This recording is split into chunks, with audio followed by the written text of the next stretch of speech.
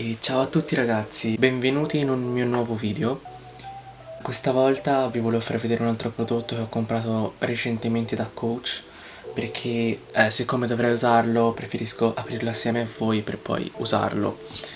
Allora, come potete vedere qui abbiamo il sacchetto, semplice, normale, sempre lo stesso, nero.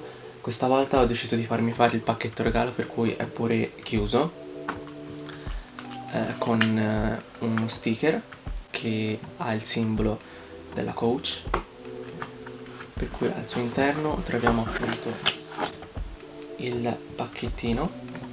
E allora, il fiocco era messo meglio, ho dovuto rifarlo io perché ero tentato, veramente tentato di aprirlo, ma poi mi sono detto meglio prima fare un video, per cui il fiocco si presenta in questo modo, molto brutto.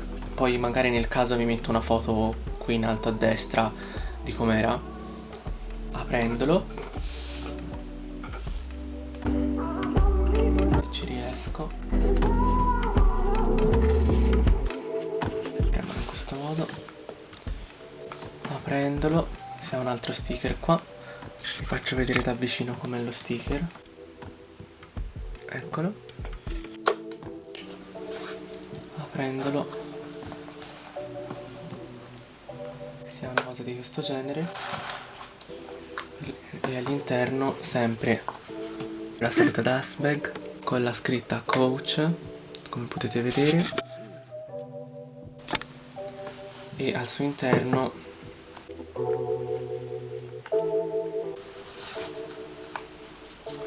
ho preso questo portacarte di crediti molto ma molto bello. Lo volevo da tanto, per cui ho deciso di comprarlo.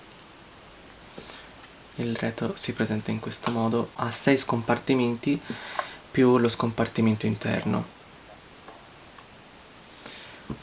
Ora vi faccio vedere i dettagli. Questi sono i dettagli. Have more power than you might be giving yourself credit for. If you have something that's going on in your life right now that's challenging or painful, it's just a reminder to take a little bit better care of yourself. Because you're worth it. You can have this feeling anytime you choose.